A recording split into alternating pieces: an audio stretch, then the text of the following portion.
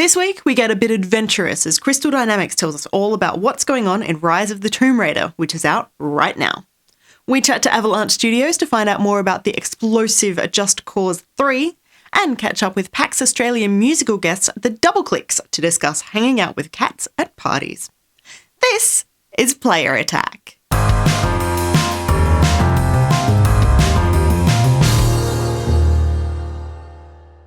Hi, I'm Jessica Citizen, and this week the new Xbox One experience finally rolled out to gamers around the world.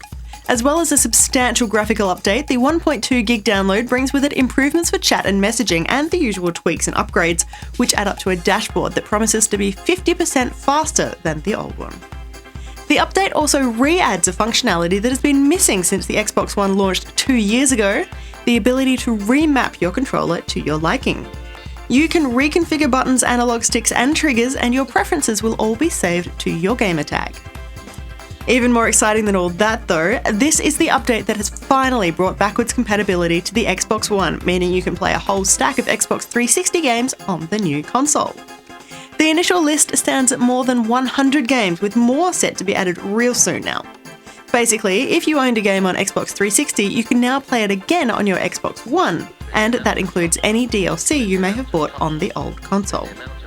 However, there is at least one fan favourite that's missing from the list: Red Dead Redemption, which has topped backwards compatibility wishlists since Microsoft announced its plans back at E3 in June. It turns out that Rockstar Games, as well as assorted other publishers, have cut some pretty specific deals with license holders, which meant that these games could be released on one platform, but not on another. For something like Red Dead Redemption, we're guessing that music played a big part, but for something like the Madden series, you can imagine how many sponsors, players, and brands are involved, making the jump to new hardware anything but simple. Microsoft has said that it is still working closely with developers and publishers, so don't rule out the return of John Marston just yet. Skipping to a very different console right now, and Nintendo held its first Nintendo Direct since May, and the 40-minute presentation was packed with information. Highlights include the re-release of Pokemon Red, Blue and Yellow for 3DS Virtual Console, the news that Final Fantasy VII's Cloud is joining the Super Smash Bros. Roster, the reveal of Pokemon Picross, a free-to-start puzzler for 3DS, a stack of new content for Super Mario Maker, Splatoon and The Legend of Zelda Triforce Heroes, and the introduction of Linkle, a sort of female Link set to join Hyrule Warriors Legends.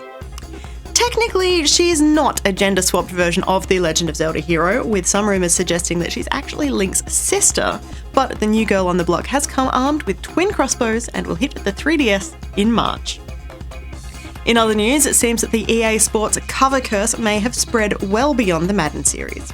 Last year, we saw UFC star John Bones Jones involved in a hit-and-run accident after appearing on the cover of the MMA title.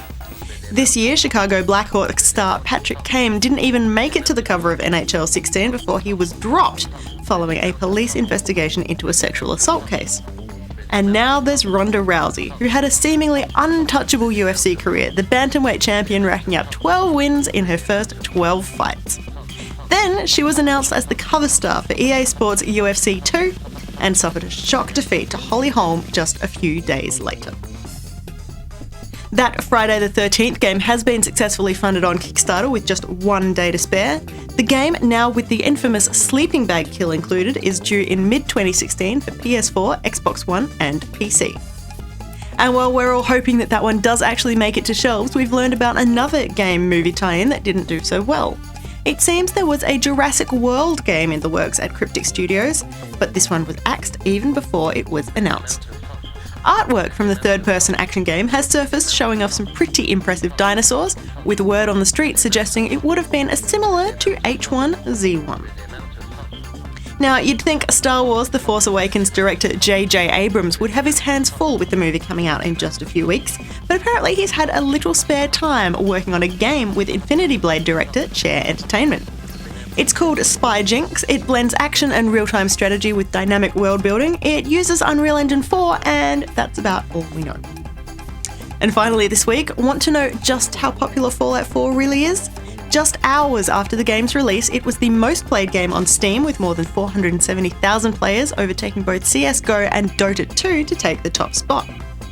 Bethesda hasn't released any sales figures just yet, but the company tells us it has shipped around 12 million units worldwide in order to meet day one demand, and it's shipping still more to meet ongoing market demand. Fallout 4 was also the most pre-ordered game this year according to retailers, with many reporting the Pip-Boy edition was also the fastest selling collector's edition of any game in history. The companion Fallout Pip-Boy app was also the #1 game on the iTunes App Store, while Twitch reports the game has set the record as the most viewed title launch of 2015.